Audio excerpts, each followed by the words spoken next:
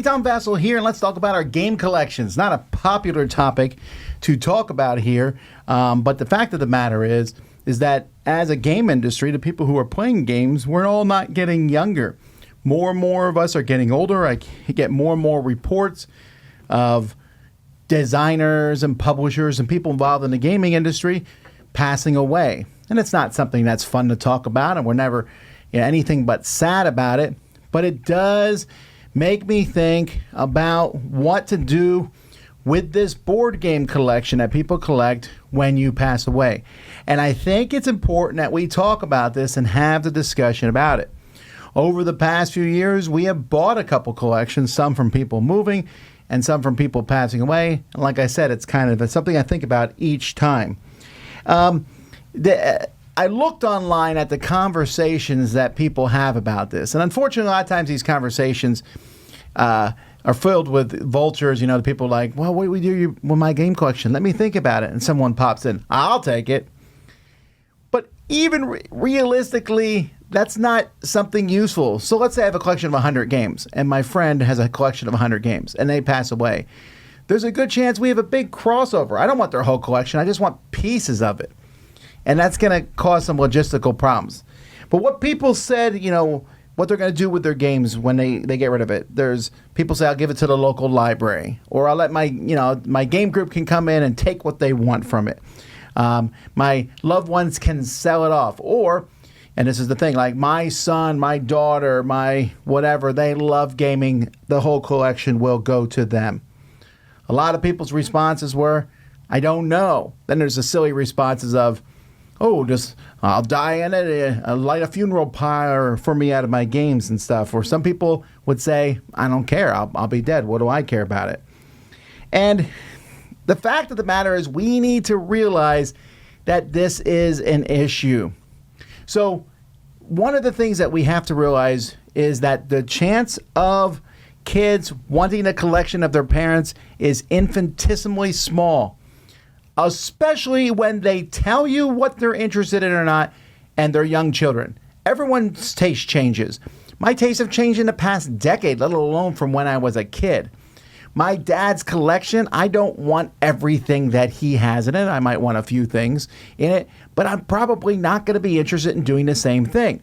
I have 7 children, more than most people, and I don't think a single one of them wants the Dice Tower gaming collection when I pass away. So we have to keep that in mind. You're like, people will be glorious. And that's the thing. It is a burden. It is a great difficulty. So we have, like I said, we've got collections over the years. And we have gotten a big game collection. And we took that collection and we put some of it into the Dice Tower library. And then we took the rest of it and we categorized it, organized it, sold it off, got rid of it, did different things with it. It was a huge amount of work. We're talking months of work that took us, and we know what we're doing. We know the value of board games. We know where to go and get rid of them. Your spouse and loved ones don't have that information. When my grandmother passed away and she had left a big collection of dolls, I remember my parents. I was in Korea at the time, and I couldn't help them very much, but they were like, what do we do with this? I was like, sell them on eBay, do this. But it was just an immense amount of work for them. And that was a burden that they didn't ask for, really. Board games are not a tremendous investment in wealth. You can be like, my board game collection's super valuable. In a vacuum with the right people. But that's problematic also because board games are so big and bulky to ship. It's not like you have a collection of stamps where you can sell the whole thing and ship it in a container. So, again, I think this is something to think about because if you love your loved ones, then you should care about them, and you should not put this onus on them, especially when they're racked with grief.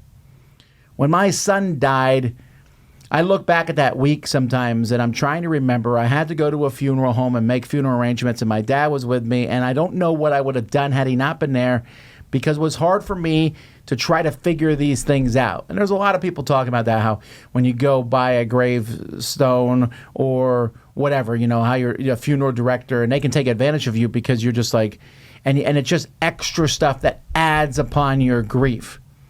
Well, I don't want that for my loved ones. I don't want them to have these extra burden on top of the grief that they have from me being gone.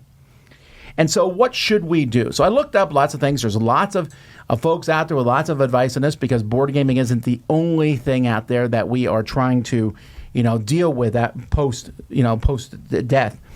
One is document it. You should document your collection. What do you have? And if you can, kind of a value of the stuff that you have. Because you might have a big collection, but let's be honest. If you have a collection of 200 board games, we all know that there's a very big chunk of those which are worth almost nothing. And I know this because I see people take them to flea markets and other spots and have a hard time offloading them. Board games do not, most of the time, gain in value. And then write a will. This is something I was very, very hesitant to do in my own personal life. My wife was always like, hey, we need a will, we need a will, we need a will. And I realized after a point that I was being selfish with my time not writing one, and selfish with the future. What's going to happen? Not just in my board game collection. That's a minor part of my will in a sense. What's going to happen with everything else? Who gets what? What if something happens to both of us, etc.? That will is peace of mind for your relatives. And they're not that expensive. And you can get the help of professionals. And that's another thing, too. Everything I'm saying here, I'm a professional board game player. I'm not even that. I'm a professional board game talker. I'm not a professional legal advice. So talk to lawyers, talk to estate planners, talk to these different people, and go out and read out there. There's a wealth of information on how you can properly do this. I'm just giving tips that I've noticed and read and I'm doing. One is also help with the burden yourself. You say like, I'm going to have this 3,000 board game collection. Maybe it doesn't need to be that big. I can get rid of some of this stuff now. Why are we keeping these collections that we're not even using anyway? And people are like, to pass on to the future. Again, for the most part, that's an unrealistic pipe dream. People, it's the same thing when everyone eats that dish that someone made and they're too afraid to say they don't like it. Kids aren't going to tell their parents, I hate your collection and I don't want it. Of course they don't say that. But they probably aren't going, oh, good, honey. Dad just passed away, and now we need to figure out what we're going to put this big, massive game collection in our house. So we have to be realistic, and will there be taxes on it? Are the logistics? Can I help with that stuff now? Point out to the kids. Once you make these decisions, let your loved ones know. Say, this is what I'm doing with the collection. You can even do things like, I saw a lot of recommendations to say, tell them what is good, better, best. Good stuff, you get rid of. The better stuff, maybe sell. The best stuff, this might have value. You might want to hang on to that. But there would be very little about that. And time isn't on your side in this regard.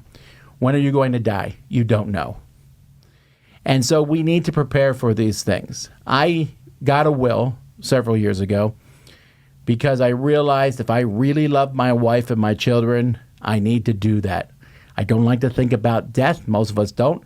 I don't like to think about my game collection being split into pieces and go away. But it's stuff. And I care about my family more than I care about that stuff. So I just was thinking about this, and I thought it was a discussion. What are your thoughts on it? Let me know in the comments below. But if you haven't thought about it, I think it's something that you do need to think about and do need to prepare for. I'm Tom Vasel, and you're watching The Dice Tower. We'll see you next time.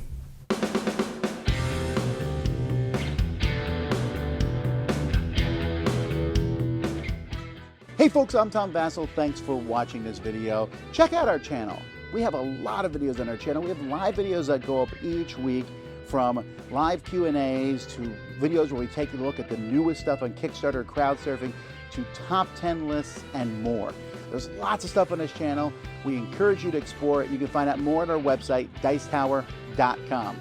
I'm Tom Vasel. Thanks for watching another video on The Dice Tower.